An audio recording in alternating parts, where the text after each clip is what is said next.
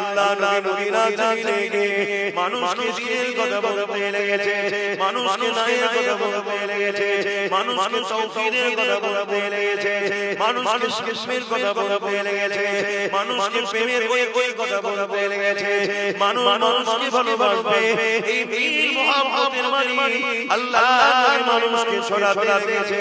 দাসত্ব কথা বন্ধ করে দাও, মানুষ কখনো মানুষের গোলাম হবে না, মানুষ কখনো মানুষের দাসী হবে না। এ নয় তরুণেরা, আল্লাহ নবীর হাতে হাতে মানুষ দলে দলে ইসলাম প্রিয়তে লেগেছে। এই খবরটা যখন আবু জেহেলের কাছে চলে যায়, আবু জেহেল শুনে 1000 বাহিনীর একটা টিম তৈরি করেছে, প্রত্যেকের হাতে অস্ত্র রয়েছে, প্রত্যেকে ঘোড়া উটের পিঠে বসে মদিনার উদ্দেশ্যে রওনা দিয়েছে। মদিনার উপরে হামলা করে দেওয়া হবে, মদিনার মানুষ মুহাম্মদ সাল্লাল্লাহু আলাইহি ওয়াসাল্লামকে শহীদ করে দেওয়া হবে, এই উদ্দেশ্যে আবু জেহেল রওনা দিয়েছে। এ যুবকেরা তরুণেরা বাপেরা, আল্লাহ পাক রাসূলুল্লাহকে খবর জানিয়ে দিলেন। নবী আমার মদিনার নববী শরীফেতে বসে গিয়ে সাহাবাদের লক্ষ্য করে বলতে লাগলেন, হে বাবা সাহাবারা, আমি খবর পেয়ে গেছি আবু জেহেল হাজার করে লোক নিয়ে মক্কা হতে মদিনার উদ্দেশ্যে রওনা দিয়েছে। তারা মদিনার উপরে হামলা করে দেবে, মদিনার দরজা মুরব্বি মা বাপ সবার উপরে হামলা করে দেবে, মদিনার মানুষকে কতলাম করে দেবে। আমি রাসূলুল্লাহ আবু জেহেল মদিনায় ঢুকতে দিয়ে মদিনার বর্ডারে আটকে দিয়ে তার সঙ্গে আমি শুনে করব, তার সঙ্গে আমি মীমাংসা যাব, তাকে আমি বুঝাবো যে আমি মক্কা ছেড়ে দিয়ে মদিনায় চলে এসেছি, কেন তোমরা মক্কা থেকে মদিনার উপরে হামলা করতে আসছো? কে আছো বাবা এই সময় আমার সাথ দেবে? বাবা মুহাজির সাহাবাদের মধ্যে থেকে হযরত আবু বকর সিদ্দিক রাদিয়াল্লাহু তাআলা যিনি পুরান জামানের এমন করে বংশের মুরব্বি রয়েছে, তিনি উঠে দাঁড়িয়ে বললেন, দাঁড়িয়ে বলতে লাগলেন, ইয়া রাসূল হাবিবাল্লাহ, আমি মুহাজিরদের পক্ষ থেকে আমি আবু বকর দাওয়াত দিলাম, হুজুর আমাদের জীবনে শান যখন আছে আপনাকে কোনো অবস্থায় একা ছাড়বো না। ইয়া রাসূল হাবিবাল্লাহ, আমি আবু বকর মুহাজিরদের পক্ষ থেকে দাওয়াত দিচ্ছি, হুজুর এই সময়ে আপনার সাথে আমরা যেতে রাজি। আরো জোরে বলুন সুবহান।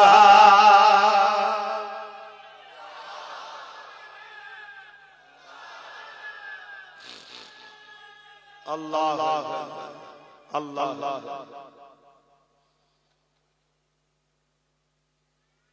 আনসারী সাহাবারা চুপ করে আছে। কাদেরকে মুহাজিরিন বলা হয় জানো তো? আর কাদেরকে আনসারী বলা হয় জানো তো? আরে হ্যাঁ, সবাইকে জিজ্ঞেস করুন, কাদেরকে আনসারী বলা হয় জানো? আর কাদেরকে মুহাজিরিন বলা হয় জানো? হয় হ্যাঁ না কিছু একটা বল।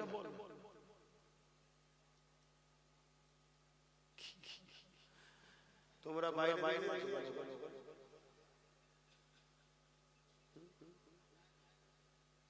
বসবেও নে, শিখবেও নে, তাহলে জানবে তাহলে বলে মুসলমান শেষ হবে। চিটে কেউ রাখে, ধান জমি থেকে কেটে আসে চিটে রাখে, তাকে চিটেকে বাদ দিবার কত রকম পরিকল্পনা করা হয়, ফ্যান দেওয়া হয়, আলো দিয়ে বাতাস দেওয়া হয়, চিটের কেউ দেখতে ধান কিন্তু তার মধ্যে অরিজিনাল, অর্থাৎ দেখতে মুসলমান ভেতরে অরিজিনাল ঈমানটা, তাকে আল্লাহ রাখবে। এই চিটে যখন ফেলে যায় আল্লাহ জালিমদের হাতে ক্ষমতা বসায়, তাদের হাত চিটে সাইজ করবে। আর চিটের সাথে একটা ভালো যায় না যারা চিটের সঙ্গে প্রীতি করছে তারা চিটের সাথে মরবে।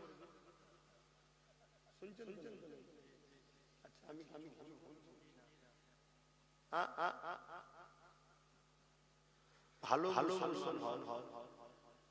বোঝ বোঝ এটা শিক্ষার জায়গা, তোমার আমার আমার মজলিসের জায়গা। এসো এসো, এখন বসতে সমস্যা এত মানুষ বসে গেছে, তোমরা ঘুরা ঘুরা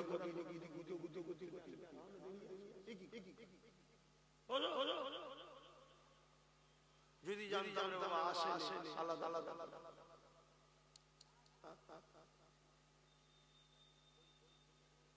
আব্বাস সিদ্দিকী অনেক অনেক পছন্দ করেন, আছে না না আজরে বলে আমাকে বলি মুসলমানগুলো পছন্দ করে যারা আমার রাসূলকে ভালোবাসে, তারা আমাকে পছন্দ করে না যারা আমার রাসূলকে ভালোবাসে। কেন আমার পরিচয় তো কিছু নেই, আমার পরিচয় তো রাসূলুল্লাহর গোলাম। আমাকে সে ভালোবাসবে যে রাসূলকে ভালোবাসে, আমাকে সে ভালোবাসবে না যে রাসূলকে ভালোবাসে। কেন আমি কোনটা করছি? ইসলামের বিরুদ্ধে করছি, আমাকে দেখান না ইসলামের বিরুদ্ধে নয়। আপনি ইসলামের বিরোধী করেন, ওটাই আমাদের খারাপ লাগছে। তাহলে আপনি ইসলামের পক্ষে হলেন কবে?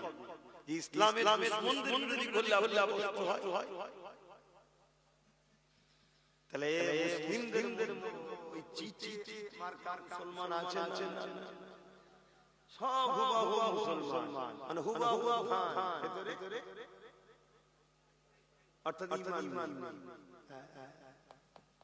হাওয়া দিয়ে শেষ করে দেবে। আমার আল্লাহ জালিমকে বসিয়ে শেষ করে। আর এক দুটো ভালো চালও চলে যায় না ধান, আমরাও যাব। কেন যাব? এই জন্য যাব আমরা সঙ্গে মিশে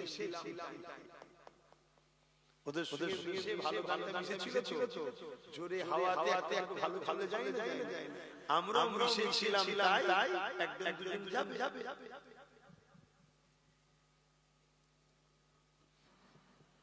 ভাইরা নওজোয়ান তরুণীরা, এ নবী পাকের প্রেমিকেরা, আল্লাহ নবী আনসারী সাহাবাদের লক্ষ্য করে বলে লাগে, এ আমার আনসারীরা, তোমাদের কি মতামত বলো?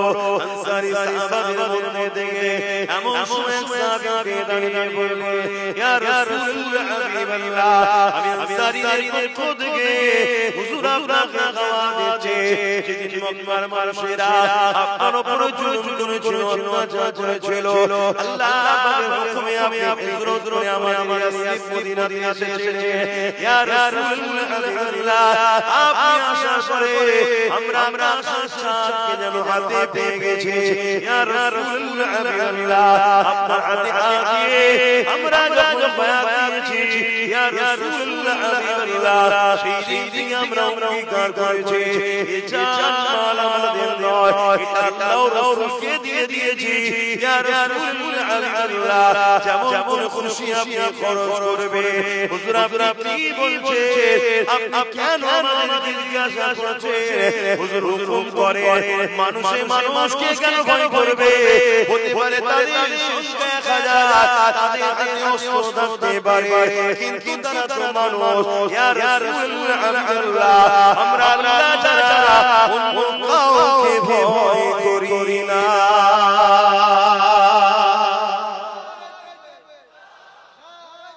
আল্লাহ ইমানদারের বৈশিষ্ট্য দেখছেন। আজকের দিনও লড়াই আগামী দিন হচ্ছে, আরো হবে, আগামী আরো ভয়ানক হবে। জালিমদের হাতে অস্ত্র থাকবে, জালিমদের পাওয়ার বেশি থাকবে, জালিমদের হাতে অনেক ক্ষমতা থাকবে, জালিমরা দিনের দুশমনি করবে। দিনের পক্ষে দাঁড়িয়ে জালিমদের মোকাবেলা আমাদেরকে করতে হবে না? জোরে বলো। কিন্তু তখন যদি বলে হুজুর ওদের হাতে অস্ত্র আছে, ওদের হাতে পাওয়ার আছে, ওদের লোক বেশি, ওদের সংখ্যা বেশি, এটা কি ঈমান হয়? ঈমানদারদের কাজ আল্লাহর জন্য জানকে কুরবান করা। জোরে বলে সুবহানাল্লাহ। বিজয় তো আল্লাহ দেয়, ঈমানদারের কাজ তো বিসমিল্লাহ বলে আগে যাওয়া।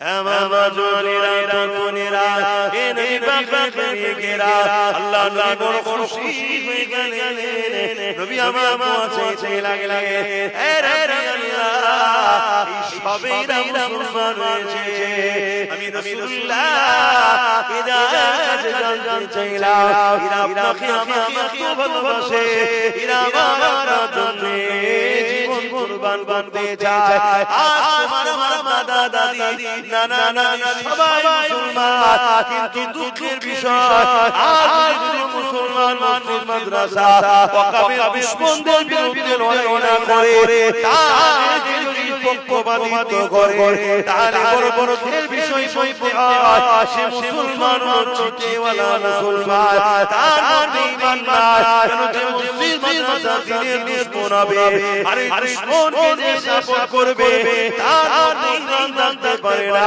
হে যুবকেরা তরুণেরা বাপেরা আল্লাহ নবী নবী দয়ার নবী কতটা কষ্ট করেছে ইসলামের জন্য কতটা কষ্ট করেছে দ্বীনের জন্য আল্লাহ নবী 313 জন সাহাবাকে নিয়ে এমন করে রওনা দিলে যেতে যেতে বদরস্থানেতে আবু জেহেল বাহিনী শুয়ে দেখা হয়ে যায় আবু জেহেল বাহিনীকে আল্লাহ নবী থামতে বললে তারা থামে গেল আল্লাহ নবী লড়াই ছাড়া তাদের সঙ্গে চুক্তি করতে চাইলো পরামর্শ করতে চাইলো হে আবু জেহেল আমি মুহাম্মদ রাসূল মক্কা ছেড়ে চলে এসেছি কেন তোমরা বাড়িয়ে মনে জুলুম করতে এসেছো কেন তোমরা এই অত্যাচার করছো আবু জেহেল বলতে লেগেছে মুহাম্মদ রাসূলুল্লাহ দিকে মাত্র 313 জন রয়েছে আর আমার দিকে 1000 উপর সৈন্য রয়েছে আমরা সবাই ঘোড়ার পিঠে আমরা সবাই মায়ের পিঠে রয়েছি আমাদের হাতে অস্ত্র রয়েছে আর মুহাম্মদ রাসূলুল্লাহ সংখ্যাও যেমন কম তাদের হাতে খালি রয়েছে এই সুযোগে মুহাম্মদ রাসূল সহ 304 জনকে যদি মেরে দেওয়া যায় এই আসমানের নিচে জেজের উপরে আল্লাহর পক্ষে বলা থাকবে না হে জানেরা হে জানেরা তোরা জানিস না ইসলাম কি জিনিস আমার রাসূলুল্লাহ এই কথা বলে শুনতে চাইছে না এই সময় আল্লাহর রাসূল নূর নবী দয়ার নবীকে আবু জেহেল বলতে লাগলো হে মুহাম্মদ হয় তোমাকে আমার দলে আসতে হবে নচেত আমাদের কাফেলায় লড়তে হবে দুটো রাস্তা আজকে ভারতের মুসলমানদের জন্য এই অবস্থা হয় ইসলাম ছেড়ে দিতে হবে আর না হয় আমাদের লড়াই তৃতীয় কোন রাস্তা আমাদের কাছে নাই কি করবে লড়াই করে ইসলাম আমি জানতে চাই ঠিক বলছি পারবে কণ্ঠ থেকে আওয়াজ হচ্ছে লড়াই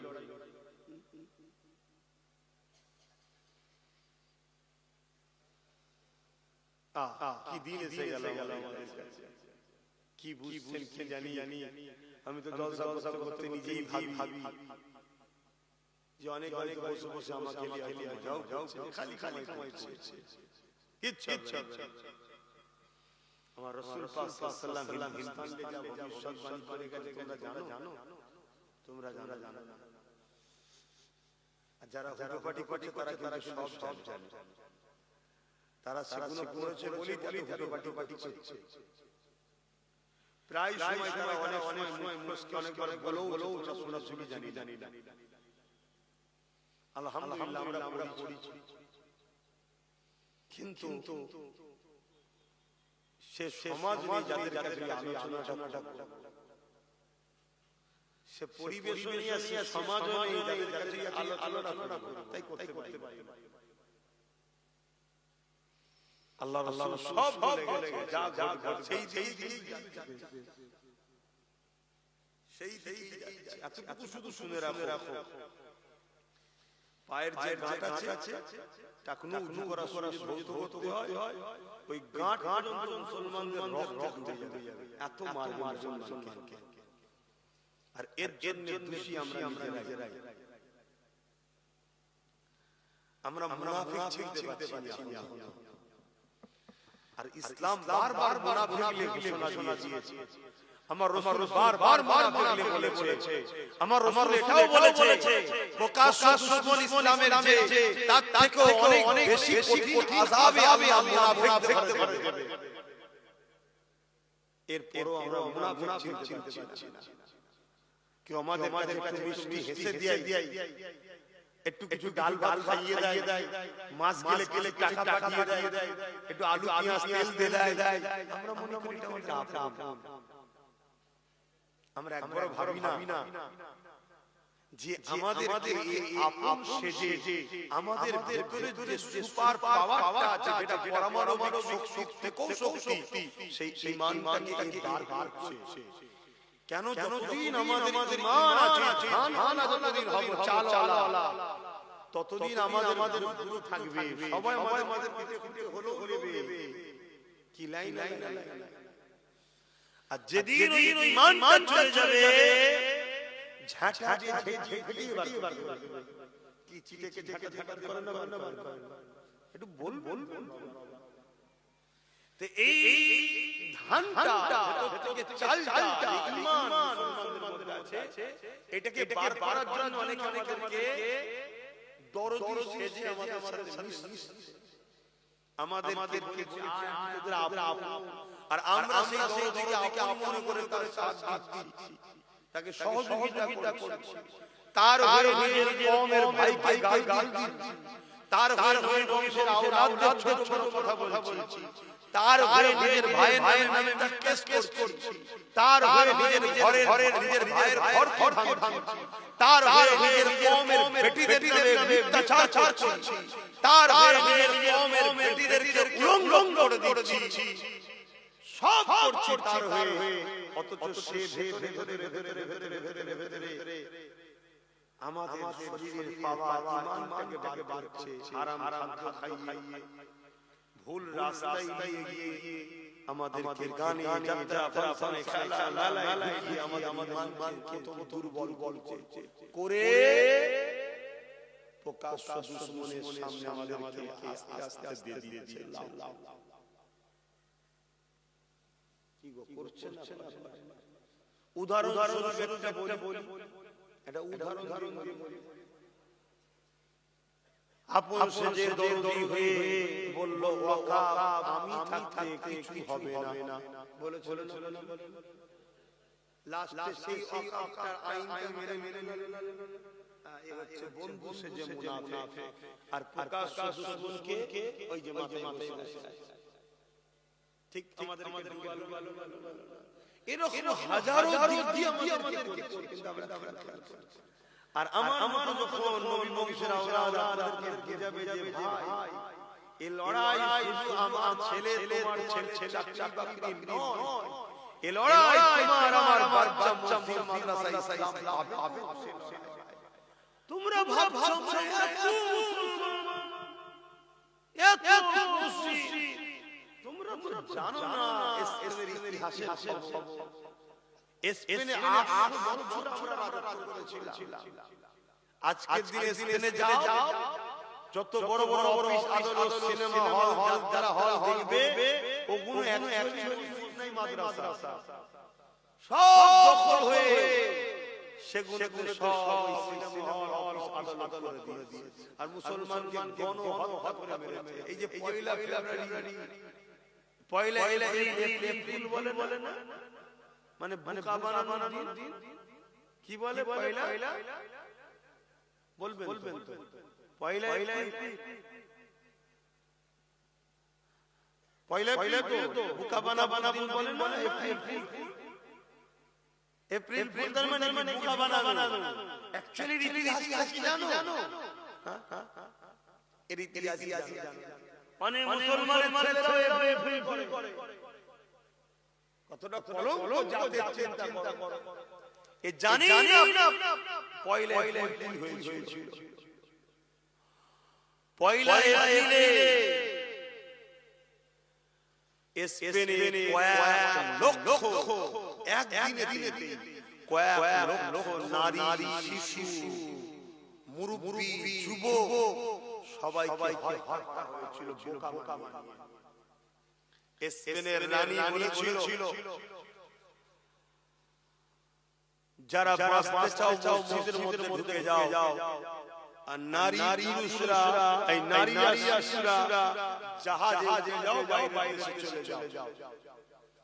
মুসলমানরা ভাবলো তাই মসজিদে ঢুকে গেল, মসজিদের তালা লাগিয়ে দেওয়া হলো। আর যারা জাহাজে উঠেছিল, জাহাজ আগে থেকে ছিদ্র করা ছিল। হাজার শয়ে শয়ে জাহাজে হাজার মা বাচ্চা নদীতে ডুবে এক মুহূর্তের মধ্যে তাদের চিৎকার চেঁচামেচি লাখো মুসলমান হয়ে গেল। ওদিকে মসজিদের মধ্যে যারা ছিল তাদেরকে আগুন দিয়ে মসজিদের মধ্যে পুরানো হয়েছিল। এই পয়লা এপ্রিল, এই যে বোকা বানিয়ে মুসলমানকে মেরেছে, এটা হলো এপ্রিল ফুল। আমাদের মতো আমাদেরকে বোকা বানিয়ে মারছে, এপ্রিল ফুলি বানাচ্ছে। কথা বুঝে আসছে? কিন্তু আমার মাই চলবে না। আমার কওমের একটা অংশ এখনো লিখছে কি তারা এখনো সমালোচনা করছে, আছে না? তাহলে কি বলা না, কে নেবে না আশা করে আমি বলছি না। আমি বলছি আমার আল্লাহকে করার জন্য, যে আল্লাহ আমি বলছি ও প্রকাশ দুশমন। কেন্দ্র সরকার মোদি আমাদের প্রকাশ্য কি বলে দুশমন। আমরা চিনি যে দুশমন আমাদের, তাই তো না? অমিত শাহ বন্ধু নাকি? দুশমন সন্দেহ আছে? তুই বসি তখন বস দেখি জিজ্ঞেস তাহলে প্রকাশ্য দুশমন আমরা। কিন্তু এইটাকে আমরা দুশমন মনে করেছিলাম? বলুন একটা সময় তো আমিও মনে করেছিলাম, কিন্তু আমি আগে বুঝতে পেরেছি আপনারা দেরি করেছেন। কিন্তু ভুল হয়েছে, বলুন ভুল হয়েছে তো? ভুলটা কারা করেছে? আমরা। এই ভুলের আশ্রিত কাদেরকে করতে হবে? তবে আল্লাহ সাহায্য পাবেন। আল্লাহ আমরাই এই মুশরিককে দূর হটাবো ইনশাআল্লাহ। আল্লাহ আরে আমরা সহজে পাওয়ার জন্য এতটা গুরুত্ব আমাদের নাই। ওই সময় বায়রে জমিনে আল্লাহ রাসূলকে যখন কথা বললো, নবী পাক সাহাবাদেরকে বলতে লাগলেন, এ সাহাবারা, এদের প্রথম নম্বর কথা তো কোনোভাবে মেনে নেওয়া যাবে না। কারণ এরা অন্যায় করে, এরা তাওহীদের বিরুদ্ধে, এরা শিরক করে, এরা জুলুম করে, অন্যায় করে, এরা অত্যাচার করে। দ্বিতীয় নম্বর কথাটা হলো, এরা মোকাবেলা করা যখন ইচ্ছা আমাদেরকে তাহলে পিছে দাঁড়াতে হবে। এ বাবা সাহাবারা, তোমরা বাবা তাদের রেডি হয়ে যাও। সাহাবারা বলতে লাগে, ইয়া রাসূলুল্লাহ, হাবিবাল্লাহ, আমাদের হাত খালি, ওদের হাতে অস্ত্র রয়েছে। আল্লাহ নবী বললেন, বাবা সাহাবারা, খাজুরের ডালে বিসমিল্লাহ বলে উঠিয়ে না। হকে যদি থাকো বিসমিল্লাহ বলে আগিয়ে যাও। তাতে যদি আল্লাহ তোমার ওই মৃত্যু রাখে, আমার যদি রাখে মৃত্যু হবে। কিন্তু আল্লাহ পক্ষে ছিলাম, পক্ষে ছিলাম, এটা মানতে দিতে পারবে। এ নজরেরা, এ নবী পাকের প্রেমিকেরা, আল্লাহ নবী সাহাবা খাজুরের ডালে গেলেন। আল্লাহ নবী কাতার দিতে লেগেছে, যুদ্ধের অনুশাসন নবী আমার সাজিয়ে তৈরি করছে। ঠিক এমন সময় ওই কাতারের মধ্যে ছোট ছোট বাচ্চাকে দেখতে পায়। এক ভাই নাম নাস, আরেক ভাই নাম মুআজ। এই দুই ভাই যখন মদিনা নববী শরীফে গেল, দেখতে লেগেছে আল্লাহ মদিনা নবী শরীফে মুরব্বি সাহাবা রয়েছে, যুবক সাহাবা নাই, আল্লাহ নবী নাই, এই বাচ্চা ঘরে এসে বলতে লেগেছে আম্মা জান আজকে মদিনা নবী শরীফে আল্লাহ রাসূলকে দেখতে পাচ্ছি না, রাসূলুল্লাহ সাহাবাদেরকে দেখতে পাচ্ছি না। ওই সময় মা বলেছিল এ ছেলে মক্কা সম্রাট আবু জেহেল আমার রাসূলুল্লাহ হামলা করবে, মদিনার উপরে হামলা করবে বলে রওনা দিয়েছিল। এই খবরটা পেয়ে আল্লাহ নবী তাদেরকে মদিনায় আসার আগে মুসাজন্য আগিয়ে গেছে, মদিনায় যেতে গিয়ে তারা হামলা না করে দেয়, মদিনার নারী শিশু মুরব্বিদের হত্যা না করে ফেলে, তাদের উপরে আঘাত দিয়ে ফেলে, এই জন্য রাসূলুল্লাহ আগিয়ে গেছে। এই কথাটা শুনে ওই বাচ্চা বলতে লেগেছে আম্মা জান আমাদের কি দুটো ছোট ছোট ছুরি হবে, কি করবে বাবা? ওই আবু জেহেল আমার রাসূলুল্লাহকে অনেক দূরে কষ্ট দিচ্ছে, আম্মা জান ছোট ছোট ছুরি দেয়, যেটা খেয়ে আমরা আমার রাসূলুল্লাহ দুশমনের বিরুদ্ধে লড়াই করব। মা শুনে খুশি হয়ে গিয়ে আল্লাহ শুকরিয়া আদায় করতে লেগেছে, দুটো ছোট ছোট ছুরি বার করে দিয়ে ওই বাচ্চারা ধীরে ধীরে যাও বাবা আল্লাহ রাসূলের দুশমনের মোকাবেলা করো। আর আজকের মায়েরা বলছে না বাবা ওদিকে যাস না, যেখান থেকে আমি ভিক্ষা পাই সেদিকেই থাক বাবা। তো ওই মায়ের ছেলে ওই মাকে জুলুম করবে, কথা বল কেন? ও মা ছেলেকে রাসূল চিনাই নাই, হক চিনাই নাই, ইসলামের দুশমন চিনাই। তবে আলহামদুলিল্লাহ যে মা তার সন্তানকে রাসূল চিনাবে, আল্লাহ চিনাবে, সেই সন্তানকে আল্লাহ এমন তৈরি করবে এই মায়ের পায়ের তলাতেই জান্নাত মায়ের পায়ের তলাতেই থাকবে। জোরে জোরে সুবহানাল্লাহ। এ জোরেরা এ মা নবী পাকের প্রেমিকেরা বাপেরা জানেরা তরুণেরা বন্ধু শুনে রেখে দাও, আল্লাহ নবী যখন এই বাচ্চাগুলো সামনে এসে দাঁড়ালেন, ওই বাচ্চাগুলো রাসূলুল্লাহ নবী দরবারের ময়দান থেকে তাদেরকে ঘরে পাঠিয়ে দেয়। এই চিন্তায় তারা পায়ের উপরে টিকে দিয়ে মাথাটাকে ঠেলে উঁচুতে তুলতে লেগেছে, কেন আল্লাহ রাসূল লড়াইয়ের ময়দানে মহিলা শিশু মুরব্বিদের যাওয়া নিষেধ করেছে। এই যুবকেরা তাই নবী আমার বাচ্চাদেরকে লড়াইয়ের ময়দানে ইজাজত দেবে না, এই জন্য চিন্তা করে এই বাচ্চাগুলো পায়ের উপরে ভর দিয়ে ঠেলে তুলেছে। আল্লাহ নবীর সামনে এসে দাঁড়িয়ে গেছে, কতক্ষণ বাচ্চাটা পায়ের উপরে ভর দিয়ে থাকবে, আবার পা থেকে পড়ে যায়, আবার ঠেলে ওঠে। আল্লাহ নবী মুচকে এসে বললেন বাবা ছেলেরা কার ছেলে বাবা, মায়ের কোলে ফিরে যাও বাবা, এটা খেলা করার মাঠ নয়, এখানে লড়াই হবে বাবা। কেন জালিমরা আমাদের সঙ্গে সংসদে আছে না, জালিমরা আমাদের সঙ্গে মীমাংসায় আছে না, তারা সরেতে আসতে চায় না, তারা মোকাবিলা করতে চায়। এই ময়দান তোমাদের জন্য নয় বাবা, যাও বাবা ঘরে চলে যাও বাবা। এই বাচ্চাটা বলতে লাগলে ইয়া রাসূলুল্লাহ হাবিবাল্লাহ, মায়ের কাছ থেকে ইজাজত নিয়ে এসেছি, হুজুর আপনার পক্ষে দাঁড়িয়ে আপনার দুশমনদের বিরুদ্ধে লড়তে চাই।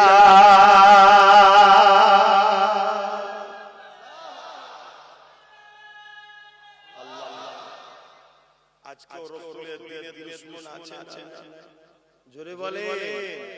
আজকে সেই নবীর ঘরে ছেলে যদি জানতে চায় যে আমার সাথে সাথ দিয়ে ঐক্য হয়ে নবীর দিনে দুশমনদের বিরুদ্ধে কারা লড়তে রাজি আছে, হাত তুলে সাক্ষী দেয়।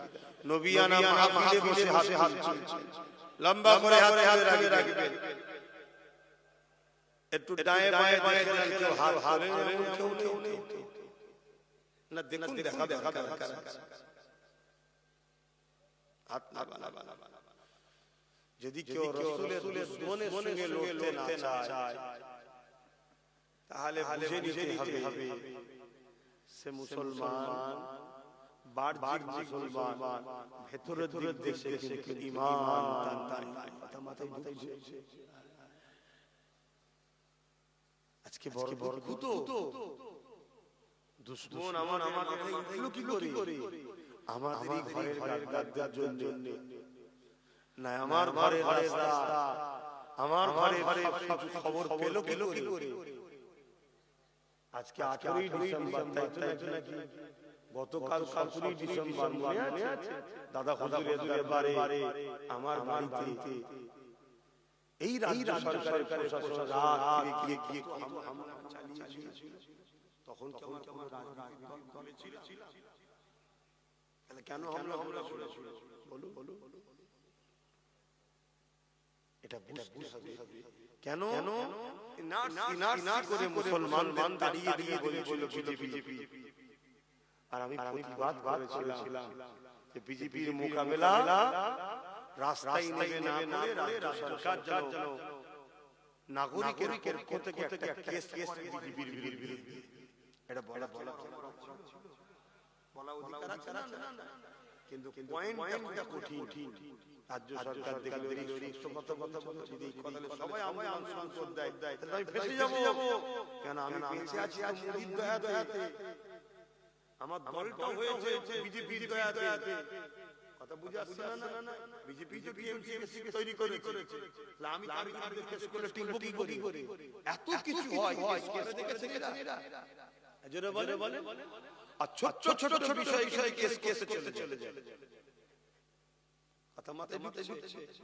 তাই আমার বাড়ি ঘরটাই না থাকি, কিন্তু এই ভিটেটা কার? আমার না বাবা কথা বলে। সেই বাংলার মুসলমানদের বুঝিয়ে দেওয়া দরকার ছিল যে শয়তান আমাদের, কিন্তু সেই বোঝেনে বলে আজকে ওয়াকাও গেল, আর ওবিসি বোঝে। তুমি জিজ্ঞেস করছো ওবিসিটা কেউ বোঝে না? আপনি বলবেন হুজুর আপনি জলসা করবেন ওবিসি, আমি আসলে কি করব? আপনি তো দিন থেকে এটাই বোঝেন যে শুধু নামাজ আমার ওয়াজ আপনি বুঝতে পারছেন না। আল্লাহর সৃষ্টিকে বিপদ থেকে বাঁচাবার নাম ইসলাম। জোরে বলে সুবহানাল্লাহ। যদি অমুসলিম বিপদে পড়ে তাকেও তার বিপদ থেকে বাঁচাবার নাম কি? জোরে বলো। সেই জায়গায় ওবিসি তে আমার মুসলিম সমাজের ছেলে মেয়েদের পুরো লাইফ একটা মুসলমান ছেলে চাকরি পাবে না, একটা মুসলিম মেয়ে চাকরি পাবে না, ডাক্তার হতে পারবে না, জজ না কি বলে আইএস বড় পদের চাকরি একটা মুসলমান ছেলে পাবে না। ভালো জায়গায় মুসলমানের ছেলে পড়তে পারবে না। ওবিসি কে নতুন সংরক্ষণের নামে রাজ্য সরকার যে ক্ষতিটা করে দিয়েছে আপনারা জানেন? এই জানেন সত্যি করে বলে কজন জানে? তাহলে যে জাতি তার পিছনে কি ষড়যন্ত্র হচ্ছে এটাই জানে না, সে জাতিকে কামড়াবে। যে জাতি জানে না তার ঘরে আগুন লেগে গেছে, তাকে আমি করে ঘর থেকে বার করব।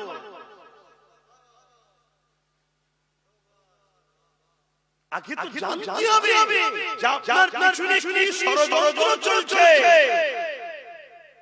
উত্তরপ্রদেশ, গুজরাটে মুসলমানদের ঘরগুলোকে ভেঙে দেওয়া হচ্ছে, তাদেরকে বুলডোজার দিয়ে তাদের ঘর ভেঙে দেওয়া হচ্ছে, তাদেরকে মেরে ফেলা হচ্ছে, তাদেরকে তাড়িয়ে দেওয়া হচ্ছে। এটা উত্তরপ্রদেশে হচ্ছে, আসামে হচ্ছে, গুজরাটে হচ্ছে, বিজেপি শাসিত এলাকায় হচ্ছে। আর আমার রাজ্যে সিস্টেমটা আলাদা। কি এখানে প্রয়োজনে একদম আমাদেরকে শেষ করে দেওয়া হচ্ছে। যেমন এই যে ভ্যাকসিন দিয়েছেন না, করোনার ভ্যাকসিন, কি গো এই ভ্যাকসিন বর্তমান রিপোর্ট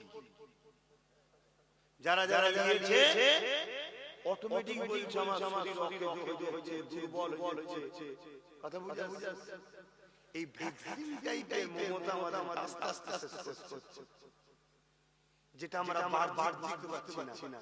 কেন? ঘুমটা দিয়ে আছে। তার দলে নামকে নামে মুসলমান, হাকিকাতে মুসলমান নয়, 40-50 জনকে এমএলএ এমপি করে দিয়েছে, যাদেরকে আমরা বলছি মুসলমান, আদৌ মুসলমান নয়। এই কথা বুঝছেন না? যারা শিরকের সঙ্গে যুক্ত হয় তারা আবার কি করে মুসলমান হয়? শিরকের অনুষ্ঠানকে পার্টিসিপেট করে আনন্দ প্রকাশ করে তারা আবার মুসলমান হয়। ভাই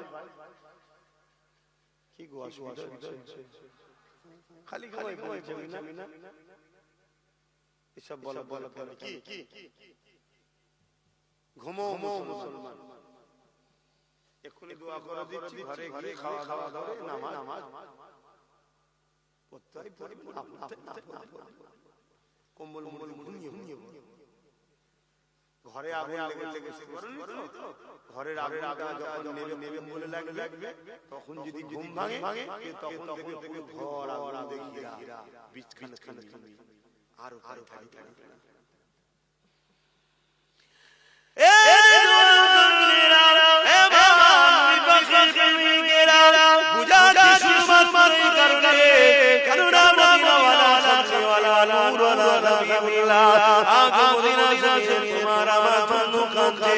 সেই নবী পাকের উম্মত তুমিও, সেই নবী পাকের উম্মত আমিও, এই উম্মত উম্মতি সম্পর্ক রয়েছে, তাই আমাদেরকে বুঝাতে দিয়েছে রাসূলুল্লাহ আমাকে বড় মহব্বত করে, সেই নবীর মহব্বতের উম্মতকে বাঁচাবার চেষ্টা করতেছি, যাতে করে রাসূলুল্লাহ কিয়ামতের দিনে আমার উপরে রাজি হয়ে যায়। হে নবীর উম্মতেরা জাগো জাগো জাগো, এখনো ঘুমিয়ে থেকো না গো। আল্লাহ নবী জানিয়ে দিলেন, হে আমার উম্মতিরা, আমি রাসূলুল্লাহ আমাকে যারা মানো, কিয়ামতের শেষ দিন পর্যন্ত তোমরা কুরাইশের বংশের ছেলে ঝানঝান নিচে থাকবে, কুরাইশের নেতৃত্ব মানবে। হে যুবকেরা তরুণেরা, বিসমিল্লাহ, কুরাইশ সন্তান করেছে, সমাজের মুতাফিক করেছে, তার নেতৃত্ব তোমার আমার বাপ দাদা সবাই মেনে চলছে। সেই বংশাবলী হিসাবে আজ আমাদেরকে ডাকি, আসো ঐক্যবদ্ধ হই, ক্ষমতা অর্জন করি। যে রাস্তায় তারা আমার মসজিদকে মিটাচ্ছে, যে রাস্তায় তারা আমার মাদ্রাসাকে মিটাচ্ছে, যে রাস্তায় তারা আমার আকাফকে নিয়েছে, ওই রাস্তা দিয়ে হেঁটে গিয়ে বাবা তৈরি করে আমাদের আকাফকে ফিরিয়ে নেব। পাশাপাশি আমাদের চাওয়া প্রয়োজন যা আছে আল্লাহ পাকের দয়াতেও সেটাও ইনশাআল্লাহ মিটে যাবে। আর যদি তা না করে ঘুমিয়ে থাকে, চাই আদায় করো, সময় কিন্তু বড় সংক্ষেপ, আফসোস করতে হবে। বিগত দিন যা বলেছিলাম আজকে তাই ঘটছে, আজকে যা বলছি কাল ঘটে যাবে ইনশাআল্লাহ। আসেন আমার রাসূলুল্লাহর কথা বলছিলাম, ওই বাচ্চাগুলোকে বারবার বোঝাতে লেগেছে, হে বাবা ছেলে, মায়ের কাছে ফিরে যাও বাবা। ওই বাচ্চা দুটো বলতে লেগেছে, ইয়া রাসূলুল্লাহ, আমি যাব না, হুজুর আমাদেরকে পাঠিয়ে দেবেন না, মাকে বলে এসেছি ভাই জীবন দেব না। রাসূলুল্লাহ জালিমের বিরুদ্ধে লড়াই করে আবু জেহেলকে খতম করে দেব। ইয়া রাসূলুল্লাহ, আপনি আমাদেরকে আপনার রাস্তা সরিয়ে দেবেন না। এই বলে বাচ্চা দুটো কাঁদতে লেগেছে। আল্লাহ নবী ভাইয়ের মধ্যে থেকে বললেন, ঠিক আছে, তোমার ভাইয়ের মধ্যে যে বড় তাকে আমার সাথে ইজাজত দিলাম, কিন্তু ছোট ভাই তুমি তোমার মায়ের কাছে ফিরে যাও।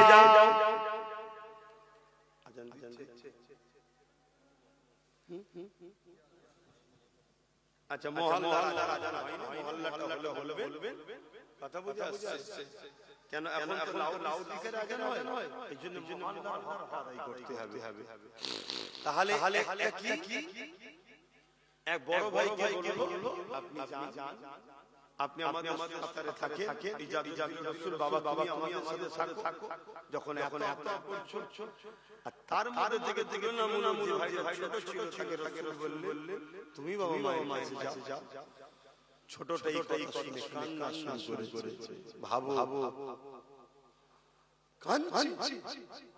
আর আজকে যদি আমরা হকের পক্ষে থাকার জন্য ছেলে আমরা কান্না করি, আর তাদেরকে লড়াই ময়দান সরিয়ে দেওয়া হচ্ছে বলে কাঁদছে যে আমরা জীবন বন্ধ করলাম। কি তাদের ঈমানের টেস্ট ছিল, কি তাদের ঈমানের পাওয়ার ছিল। আল্লাহ আমাকে হিদায়াত করেন, বলুন আমিন। আল্লাহ আমাদেরকে হিদায়াত করেন, বলুন আমিন। ভাইরা নওজওয়ানেরা তরুণেরা এ নবীরা ওই সময় ছোট ভাই বলতে লাগলে ইয়া রাসূলুল্লাহ ইয়া হাবিবাল্লাহ, লড়াইয়ের ময়দানে বড় ছোট ব্যাপার নয়, লড়াইয়ের ময়দানে ক্ষমতার ব্যাপার রয়েছে। ইয়া রাসূলুল্লাহ হাবিবাল্লাহ, আমাকে বড় হতে পারে, আমার ক্ষমতাও থেকে বেশি। হুজুর আপনি আমাকে কুস্তি লাগিয়ে দেখো, আমি ওকে পরাজিত করে দেব। আল্লাহ নবী সবটাই বুঝতে পারলে রাসূল বললেন সাহাবারা দেখো দেখো দেখো দেখো আল্লাহকে কতটা ভালোবাসি বাচ্চা, দেখো দেখো দেখো বাবা এই বাচ্চা দাদার রাসূলকে কতটা ভালোবাসে। এই যুবকেরা আল্লাহ নবী সাহাবাদেরকে ডাকলেন, তাদের মধ্যে কুস্তির প্রতিযোগিতা শুরু হলো। কিন্তু কুস্তির প্রতিযোগিতার আগে ছোট ভাই বড় ভাইয়ের কানে বলে দিল, আপনি তো বড়, আপনি তো জিতে যাবেন, ক্ষমতা আপনার বেশি, কেন আপনি জান্নাতে যাবার রাস্তা আটকে দিয়েছে? আপনি আমাকে একটু জিতার সুযোগ না দেন। এই কথা হয়ে গেল, আল্লাহ নবী সবই দেখছে, মুচকি হাসছে, হুজুর তো সবই জানে। এই যুবকেরা তরুণেরা ছোট ভাই বড় ভাইয়ের গায়ে হালকা করে কাজ করলো, বড় ভাই জমিনে পড়ে গেল, ছোট ভাই তার বুকের উপরে বসে পড়লো। পরে তার রাসূলুল্লাহ বলতে লেগেছে, ইয়া রাসূলুল্লাহ হাবিবাল্লাহ, দেখেন হুজুর আমি জিতে গেছি।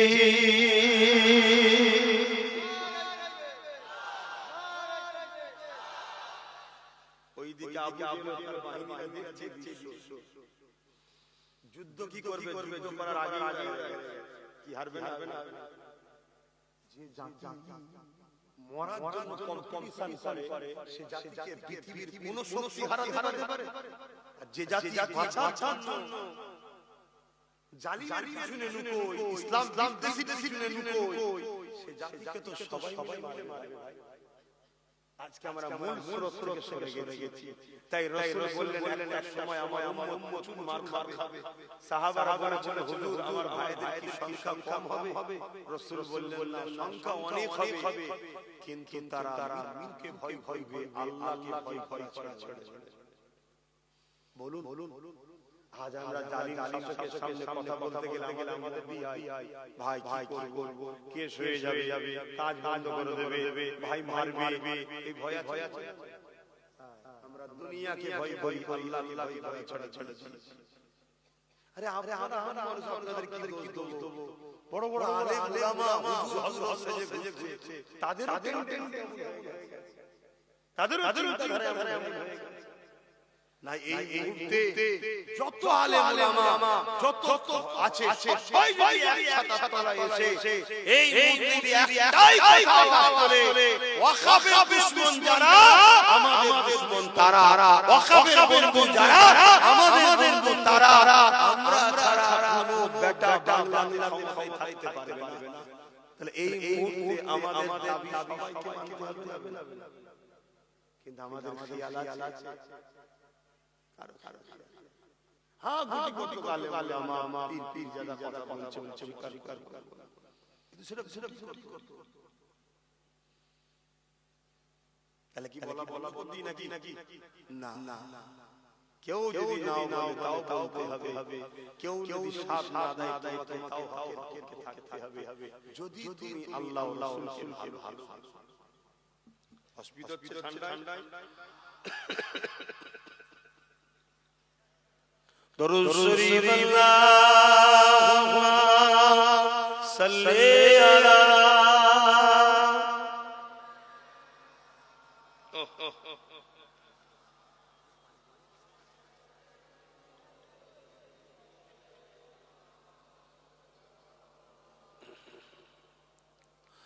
মধুর চেয়ে মধুর আরো আমার নবীর নাম, আমার নবীর নাম।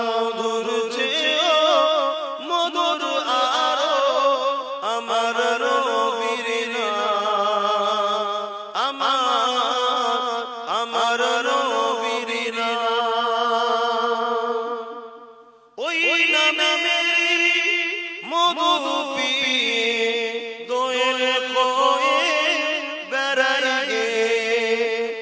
নামে মধু পিয়ে দোয়েল কোয়ে বেড়ার গে বুলবুলি গায় ওই নামের গুণ বুলবুলি গায় ওই নামের গুণ আমার নবীর নাম মধুর চেয়েও মধুর আরো আমার নবীর নাম আল্লাহুম্মা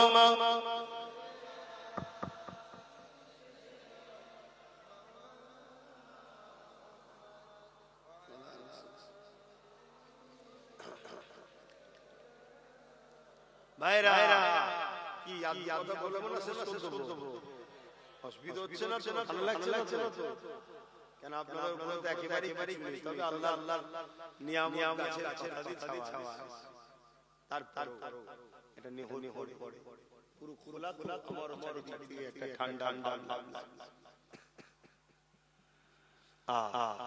শুধু এটা নয় এই এলান যখন রাসূল করেছিলেন বদরের জমিনে এই মক্কা মদিনা শরীফের জমিনে কি আসো যেতে হবে ওই সময় একটা বাড়িতে বাপ আর বেটার মধ্যে লড়াই হয়ে গেছে এই লড়াই দুই জায়গা দখল নেন এই লড়াই বারবার দেশের লড়াই নয় এই লড়াই আমাদের নয় কম্পিটিশনের লড়াই কি লড়াই বাপ বলছে আমি রাসূলুল্লাহর সাথে যাব আবু জেহেল খেলতে ছেলে বলছে আমি রাসূলুল্লাহর সাথে যাব বাপ বলছে তুমি ঘরে থাকো ছেলে বলছে না বাবার বয়স হচ্ছে আপনি ঘরে থাকে আমি রাসূলুল্লাহর সাথে যাব জোরে বলে সুবহানাল্লাহ হাই এদের কি কম্পিটিশন ছিল আজ যদি সময় ডাকা হয় চলো আগামী দিন মসজিদ মাদ্রাসা ওয়াকাফ বাঁচাবার স্বার্থে জালিমদের বিরুদ্ধে লড়াই করতে হবে তুমি আমি বলবো আমার মাঠে চাষ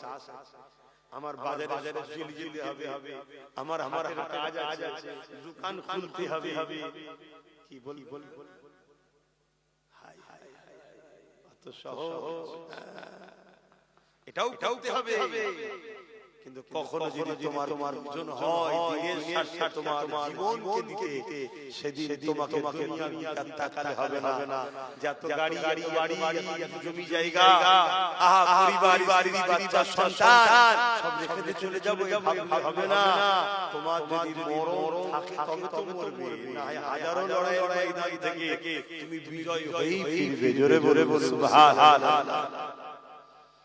হযরত সালাউদ্দিন আইয়ুবী 125টা লড়াই করেছে প্রত্যেকটা লড়াইয়ে বিজয় লাভ করেছে আর উনি প্রত্যেকটা লড়াইয়ে যাওয়ার আগে আল্লাহর কাছে দোয়া করতেন যে আল্লাহ আমি যেন শহীদ হই কিন্তু একটা 125টা লড়াইতে সব লড়াই বিজয় লাভ করে শহীদ হই জোরে বলে সুবহানাল্লাহ আবার লড়াই কেমন লড়াই